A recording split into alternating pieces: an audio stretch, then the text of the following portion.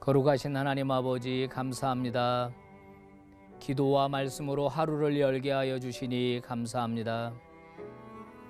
주인의 손을 바라보는 종같이, 여종의 손을 바라보는 여인같이 이 시간 저희들은 주의 얼굴을 바라보나이다. 하나님이여, 이 시간 주를 사모하는 모든 자들에게 은혜를 베풀어 주시옵소서.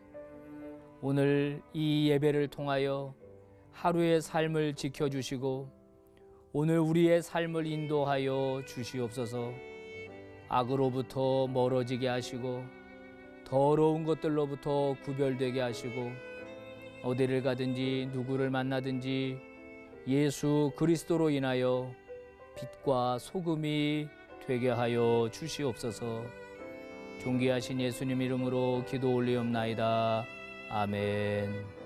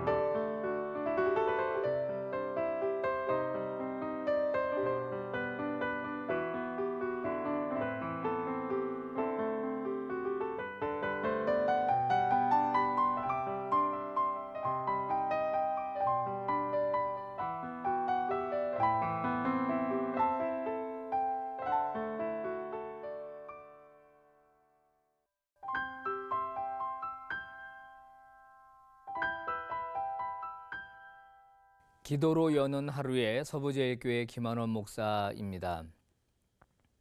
우리가 영화나 드라마를 볼 때 가장 우리의 가슴이 저리고 또 우리의 가슴을 아프게 하는 것은 바로 비극입니다. 비극이라고 하는 것은 정말 속상하죠. 여러분, 오늘 이 본문은 비극으로 시작이 됩니다. 두 여인이 비극의 주인공으로 등장을 하는데요. 한 여인은 나오미라고 하는 여인이고 또 한 여인은 그의 며느리 룻이라고 하는 여성입니다. 원래 나오미의 고향은 베들레헴이었어요. 그런데 남편과 자녀들과 함께 모압으로 이민을 갔다가 완전히 거기서 망해버렸죠. 남편도 죽었고 두 아들도 다 죽었습니다. 그리고 전 재산을 다 잃어버렸습니다. 그리고 이제 혼자 됐습니다. 시간이 많이 지났겠죠? 많이 늙었겠죠? 떠날 때는 부푼 꿈을 갖고 떠났는데, 행복할 거라고 생각하고 떠났는데 정작 그녀는 아주 비참하게 고향으로 돌아왔습니다. 그러면 그녀와 함께한 이 젊은 여성 룻은 어떨까요?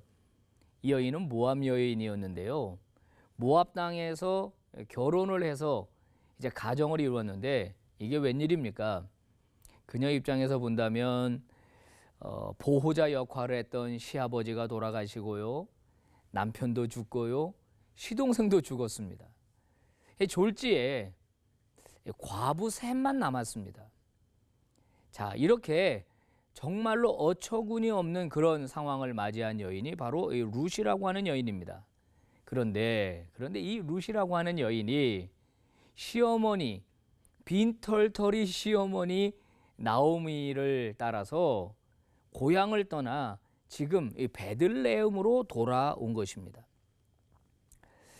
자, 여러분, 이 룻기의 비극은 그녀들의 삶 가운데 직접적으로 드리워졌던 어두운 그림자였습니다. 이 어두운 그림자가 그들에게 드리워졌을 때 그 인생은 끝나는 것처럼 보였습니다. 절망이었습니다. 암흑이었습니다. 그런데요, 어느 순간인가부터 소망의 문이 열리기 시작했어요. 그 소망의 문을 열고 들어가면서부터 하나님의 축복의 햇살이 그녀들의 삶을 비추기 시작했습니다. 도대체 무엇이 그녀들로 하여금 소망의 문으로 들어가게 했을까요? 우리가 고난이나 고통을 당할 때 기억해야 될 게 하나가 있습니다. 그게 뭐냐면 고난과 고통은 쓰지만 그것을 견뎌내면 반드시 그 안에 좋은 것이 있다라고 하는 사실이에요. 고통을 당하기 전에는 발견하지 못했던 어떤 보석 같은 것들이 바로 그 고난을 통과한 다음에 거기에 놓여져 있다라고 하는 것입니다. 시아버지의 죽음, 남편의 죽음, 시동생의 죽음을 통해 그녀는 절망한 것이 틀림없습니다. 그러나 그 고난의 터널을 통과하고 난 다음에 전혀 예상하지 못했던 새로운 길이, 소망의 문이 그녀의 인생에 펼쳐지게 됩니다. 성도 여러분, 지금 어려운 일을 당하고 계십니까? 고통 중에 계십니까? 힘드신 거 압니다. 어려우신 거 압니다. 그러나 견디시기 바랍니다. 그게 끝나고 나면 그 뒤에는 우리가 생각하지 못했던 하나님의 귀한 보석 같은 선물들이 우리를 기다리고 있습니다. 자, 나오미와 룻으로 하여금 소망의 문으로 들어가게 한 것은 바로 선택이었습니다. 룻은요, 시어머니를 따라가기로 선택합니다. 그러나 그의 동서 오르바는요, 친정으로 돌아갈 것을 선택합니다. 그래서 헤어지죠. 자, 룻의 선택은 바보같이 보였습니다. 그런데 그 선택은 믿음의 길이었다는 것입니다. 하나님을 선택한 길이었다는 거예요. 자, 룻이 나오미를 선택한 것이 아니라 룻은 하나님을 쫓아가기로 선택한 것입니다. 여러분, 지나간 과거를 한번 생각해 보세요. 오늘 저와 여러분의 삶은 과거의 선택으로 만들어진 결과입니다. 그렇다면 오늘 우리가 어떤 선택을 하느냐는 우리의 미래를 결정하는 것입니다. 그래서 선택은 매우 중요하다는 거예요. 자, 여러분, 선택을 하고 난 다음에는요, 아주 작은 일부터, 보잘것없는 일부터 시작하는 게 중요합니다. 큰 거 한 방울 노리는 거, 뭐 한 번에 이걸 뒤집어 엎는 엄청난 기적이 임하는 것, 물론 그것도 좋습니다. 그러나 그거보다 아주 작은 거부터 실천하는 게 중요합니다. 아주 작은 것에 감사하는 것이 중요하다는 말입니다. 룻이 시어머니를 따라 베들레헴으로 돌아오고 난 다음에 그녀가 제일 처음 한 일이 무엇이었습니까? 이삭 줍기였습니다. 엄청난 일을 한 게 아니고요, 남의 밭에 돌아다니면서 떨어진 이삭을 줍는 일을 제일 먼저 했어요. 여러분, 얼마나 보잘것없는 일입니까? 하루 종일 밭을 돌아다녀서 줄 수 있는 이삭은 한 움큼도 안 될지도 모르겠습니다. 그러나 룻은 그거를 시작했거든요. 자, 그런데 그 시도가, 그 노력이 결국 어떻게 고리가 됐죠? 보아스를 만나게 되잖아요. 보아스 밭에 가게 되고 보아스 눈에 들게 되잖아요. 제가 룻기 2장 4절 말씀을 한번 봉독해 보겠습니다. 마침 보아스가 베들레헴에서부터 와서 베는 자들에게 이르되 여호와께서 너희와 함께 하시기를 원하노라 하니 그들이 대답하되 여호와께서 당신에게 복 주시기를 원하나이다 하니라. 자, 이 말씀의 첫 시작이 뭐로 나와요? 마침이에요. 마침. 여러분, 이게 뭐죠? 하나님의 섭리예요. 하나님의 섭리. 마침. 자, 작은 일을 시작하는 이 룻이라고 하는 여성을 위해서 하나님이 벌이신 이벤트입니다. 하나님은요, 게으른 사람을 싫어하십니다. 게으른 사람에게는 은혜를 부어주시지 않습니다. 사랑하는 여러분, 작은 일에 충성하실 수 있기를, 작은 일부터 시작할 수 있기를 주의 이름으로 축복합니다. 오늘 인생의 고통 때문에 바닥에 누워 신음하고 있는 그런 분들이 계십니까? 아직 끝나지 않았습니다. 미리 결론을 내지 마시기를 바랍니다. 밑바닥까지 떨어졌다면 이제 남은 것은 올라가는 일입니다. 고통의 상처에 아파한다면 지금부터 치유가 시작될 것입니다. 여러분, 믿음을 선택하십시오. 하나님을 선택하십시오. 그리고 그 하나님이 나에게 역사하실 것을 기대하시기를 바랍니다.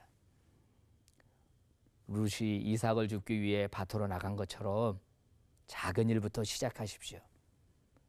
여러분이 아무리 작은 일이라도 하찮은 일은 없습니다. 작은 은혜를 키워가십시오.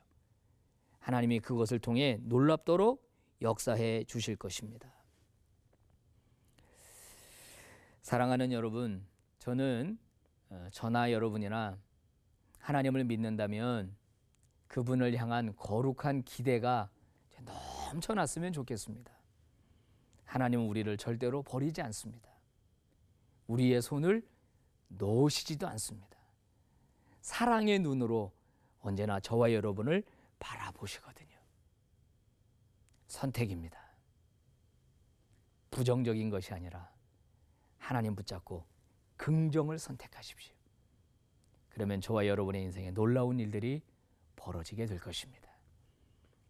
자, 오늘 말씀을 기억하면서 우리 잠깐 묵상하는 시간을 갖겠습니다.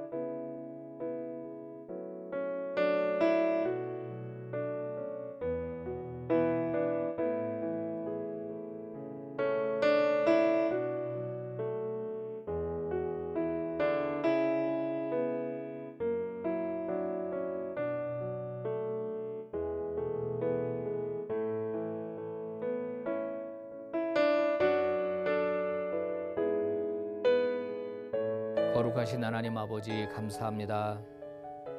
오늘도 저희들에게 하나님의 음성을 들려주셔서 감사합니다. 다 끝났다라고 생각할 그때에 하나님은 시작하셨습니다. 실패했다고 포기하려고 하는 그 순간 하나님께서는 시작하셨습니다. 오늘 말씀을 통해 다시 한번 저희들에게 용기를 내라고, 포기하지 말라고, 절망하지 말라고 말씀해 주셔서 감사합니다. 오늘 이 방송을 보면서 예배드리는 수많은 하나님의 백성들을 주여 긍휼히 여겨 주시옵시고 저들의 마음 가운데 변화가 일어나게 하여 주시옵소서.